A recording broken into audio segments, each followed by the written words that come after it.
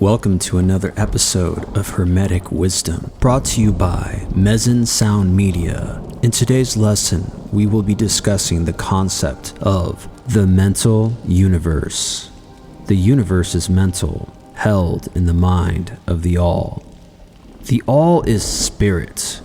But what is spirit, you may ask? Well, this question cannot be answered for the reason that its definition is practically that of the All, which cannot be explained or defined. Spirit is simply a name that men give to the highest conception of infinite living mind. It means the real essence. It means living mind, as much superior to life and mind as we know them, as the latter are superior to mechanical energy and matter. Spirit transcends our understanding, and we use the term only that we may think or speak of the All at all. For the purposes of thought and understanding, we are justified in thinking of spirit as infinite living mind, at the same time acknowledging that we cannot fully understand it. We must either do this or stop thinking of the matter at all whatsoever. Let us now proceed to a consideration of the nature of the universe as a whole and in its parts. What is the universe? We have seen that there can be nothing outside of the All. Then, is the universe the All? No, this cannot be, because the universe seems to be made up of many and is constantly changing, and in other ways it does not measure up to the ideas that we are compelled to accept regarding the All, as stated in our last lesson. Then, if the universe is not the All, then it must be no thing. Such is the inevitable conclusion of the mind at first thought. But this will not satisfy the question either, for we are sensible of the existence of the universe. Then if the universe is neither the All nor no thing, what can it be? Let us examine this question further. If the universe exists at all, or seems to exist, it must proceed in some way from the All. It must be a creation of the All, but as something can never come from nothing, from what could the All have created it? Some philosophers have answered this question by saying that the All created the universe from itself, that is, from the being and substance of the All. But this will not do, for the All cannot be subtracted from nor divided, as we have seen. And then again, if this be so, would not each particle in the universe be aware of its being? The All? The All could not lose its knowledge of itself, nor actually become an atom, or blind force, or any lowly living thing. Some men indeed realizing that the All is indeed all, and also recognizing that they, the men, have jumped to the conclusion that they and the All were identical, and they have filled the air with the shouts of, "I am God," to the amusement of the multitude and the sorrow of the sages. The claim of that "I am man" would be modest in comparison. But what indeed is the universe if it is not the All, not yet created by the All, having separated itself into fragments? What else can it be? Or what else can it be made of? Let us now examine this carefully. We find here that the principle of correspondence comes to our aid here. The old Hermetic axiom, as above, so below, may be pressed into service at this point. Let us endeavor to get a glimpse of the workings of higher planes by examining those on our own. The principle of correspondence must apply to this as well as to other problems. Now let us see. On his own plane of being, how does man create? Well, first, he may create by making something out of outside materials, but this will not do, for there are no materials outside of the All with which it may create. Well then, secondly, man procreates or reproduces his kind by the process of begetting, which is self-multiplication, accomplished by transferring a portion of his substance to his offspring. But this will not do, because the All cannot transfer or subtract a portion of itself. nor can it reproduce or multiply itself. In the first place, there would be a taking away of, and in the second case, a multiplication or addition to the all, both thoughts being in absurdity. Is there no third way in which man creates? Yes, he creates mentally.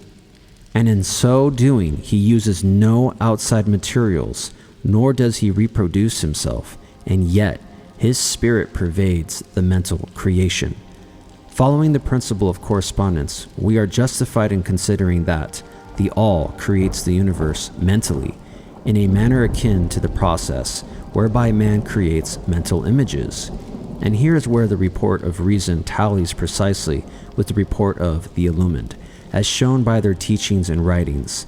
Such are the teachings of such wise men as Hermes. The all can create in no other way except mentally, without either using material, and there is none to use, or else reproducing itself, which is also impossible. There is no escape from this conclusion of the reason, which, as we have said, agrees with the highest teachings of the illumined. Just as you, student, may create a universe of your own in your mentality, so does the all, who creates the universe in its own mentality. But your universe is the mental creation of a finite mind, whereas that of the all is the creation of an infinite mind. The two are similar in kind, but infinitely different in degree.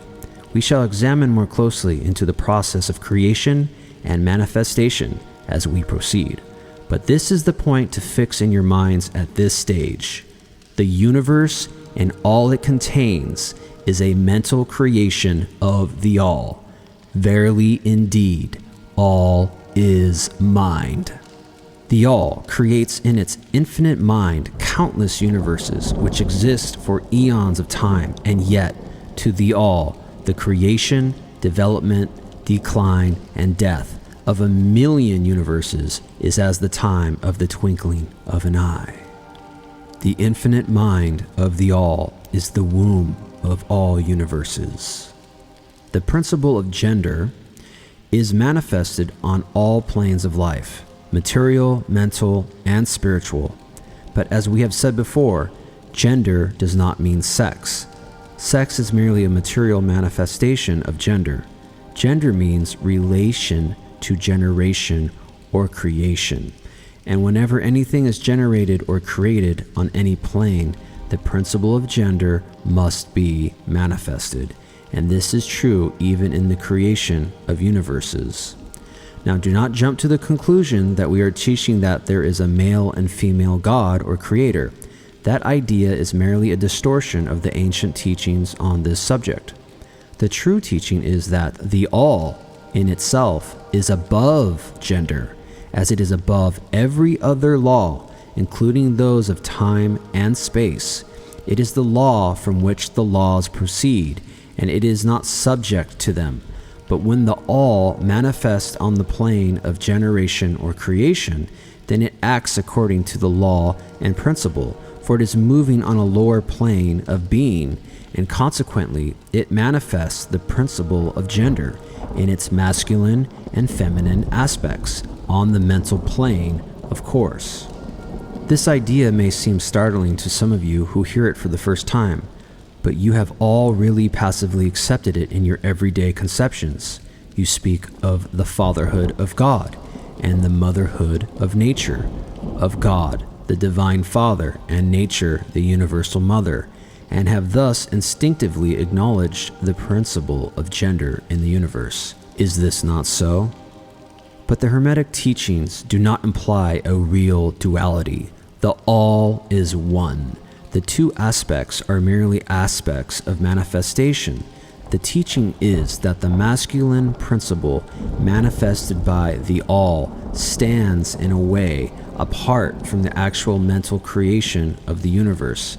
It projects its will toward the feminine principle, which may be called nature, whereupon the latter begins the actual work of the evolution of the universe from simple centers of activity onto man, and then on and on still higher, all according to well-established and firmly enforced laws of nature. If you prefer the old figures of thought, you may think of the masculine principle as God, the Father, and of the feminine principle as nature, the universal mother, from whose womb all things have been born. This is more than a mere poetic figure of speech. It is an idea of the actual process of the creation of the universe. But always remember that the all is one, and that in its infinite mind, the universe is generated, created, and does exist. It may help you to get the proper idea if you will apply the law of correspondence to yourself and your own mind. You know that the part of you which you call I, in a sense, stands apart and witnesses the creation of mental images in your own mind. The part of your mind in which the mental generation is accomplished may be called the me, in distinction from the I, which stands apart and witnesses and examines the thoughts, ideas, and images of the me, as above, so below. Remember, and the phenomena of one plane may be employed to solve the riddles of a higher or lower plane. Is it any wonder then that you, the child, feel that instinctive reverence for the all, which feeling we call religion, that respect and reverence for the Father mind? Is it any wonder that when you consider the works and wonders of nature, you are overcome with a mighty feeling which has its roots away down in your innermost being? It is the mother mind that you are pressing close up to, like a baby to its breast. Do not make the mistake of supposing that the little world you see around you, the earth, which is merely a grain of dust in the entire universe, is the universe itself. There are millions upon millions of such worlds, and greater, and there are millions of such universes in existence within the infinite mind of the all. And even in our own little solar system, there are regions and planes of life far higher than our own, as well as other beings compared to which we earth-bound mortals are as the slimy life forms that dwell on the ocean's bed when compared to man. There are beings with powers and attributes higher than man has ever dreamed of the gods possessing, and yet these beings were once as you and still lower, and you will even be as they and still higher in time, for such is the destiny of man as reported by the illumined. And death is not real, even in the relative sense.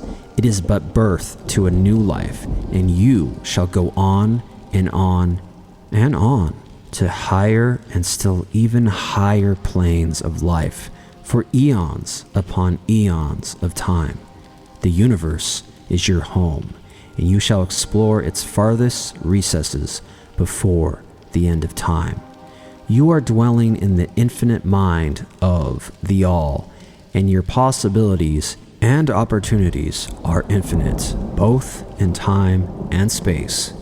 And at the end of the grand cycle of eons, when the all shall draw back into itself all of its creations, you will gladly go, for you will then be able to know the whole truth of being at one with the all. Such is the report of the illumined, those who have advanced well along the path. And in the meantime, rest calm and serene. You are safe and protected by the infinite power of the Father-Mother mind. Within the Father-Mother mind, mortal children are at home. There is not one who is fatherless nor motherless in the universe.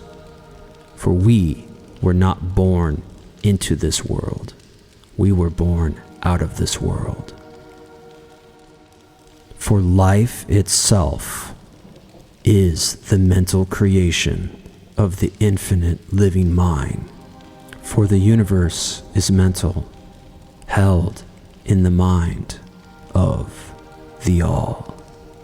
Thus is the teaching of the Hermetic Wisdom. This concludes our episode for tonight. Thank you for joining us. We hope this message receives you well. Make sure to subscribe, like, comment, and share to help us grow this channel. We appreciate all of your support. Until next time, farewell.